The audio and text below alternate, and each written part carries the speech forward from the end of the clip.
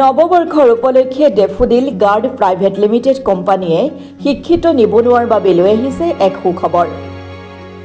আপোনাৰ অনুষ্ঠান প্ৰতিষ্ঠানক লৈ আপুনি চিন্তিত নেকি? তেন্তে এতিয়াই যোগাযোগ কৰক ডেফোডিল প্ৰাইভেট লিমিটেড কোম্পানীৰ সৈতে। প্ৰশিক্ষণপ্ৰাপ্ত সিকিউৰিটি গাৰ্ড, বডিগাৰ্ড, হাউচকিপিঙক লৈ চিন্তিত নেকি? তেন্তে এতিয়াৰ পৰা আৰু কোনো চিন্তাৰ কাৰণ নাই। হয়, মৰিগাঁও জিলা পৰিষদৰ নিচে ওচৰত ডেফোডিল প্ৰাইভেট লিমিটেড কোম্পানীয়ে নৱবৰ্ষৰ উপলক্ষে নিবনুৱা সংস্থাপনৰ বাবে সিকিউৰিটি গাৰ্ডত বিভিন্ন জিলাত নিযুক্তি প্ৰক্ৰিয়া আৰম্ভ কৰিছে। এই সুযোগতে ইচ্ছুক প্ৰাৰ্থীসকলে ডেফোডিল গাৰ্ড প্ৰাইভেট লিমিটেডৰ সৈতে যোগাযোগ কৰিব পাৰে। ডেফোডিল গাৰ্ডত খালী হৈ আছে বহুতো পদ। সেই পদৰ বাবে প্ৰাৰ্থীসকলৰ মিনিমাম অৰ্হতা 10ম শ্ৰেণী উত্তীৰ্ণ হ'ব লাগিব, লগতে বয়স 20ৰ পৰা 45 হ'ব লাগিব। সবিশেষ জানিবলৈ ডেফোডিল প্ৰাইভেট লিমিটেড কোম্পানীৰ সৈতে যোগাযোগ কৰিব পাৰে। যোগাযোগ নম্বৰ 9395922122 অথবা 9954138621।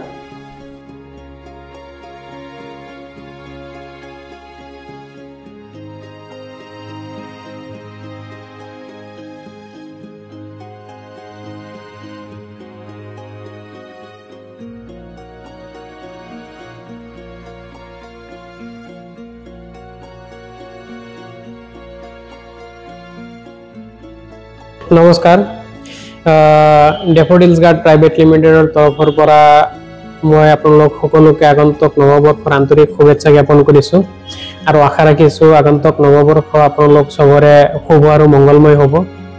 জনাবলৈ পাই সুখী হৈছোঁ যে আমাৰ ডেফোডিলছ গাৰ্ড প্ৰাইভেট লিমিটেডত বহুতকেইটা সিকিউৰিটি গাৰ্ডৰ পোষ্ট খালী হৈ আছে আৰু ইচ্ছুক প্ৰাৰ্থীয়ে কৰ্মসংস্থাপনৰ বাবে আমাৰ ডেফোডিলছ গাৰ্ড প্ৰাইভেট লিমিটেড কোম্পানীৰ যিটো অফিচ আছে মৰিগাঁৱৰ জিলা পৰিষদৰ অপজিটত, তাত যোগাযোগ কৰিব পাৰে।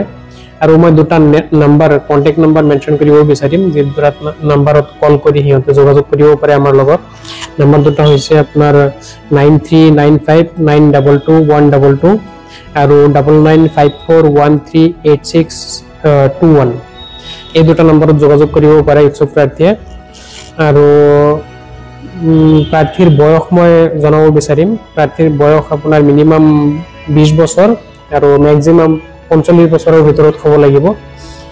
আৰু আমি যিবিলাক জেগাত কৰ্মসংস্থাপন দিওঁ তাৰে কিছুমান উদাহৰণ মই দিব বিচাৰিম, যেনেকুৱা ধৰক আপোনাৰ হোটেলছ আছে, ৰেষ্টুৰেণ্টছ আছে, এপাৰ্টমেণ্টছ আছে আৰু কনষ্ট্ৰাকশ্যন ছাইটছ আছে।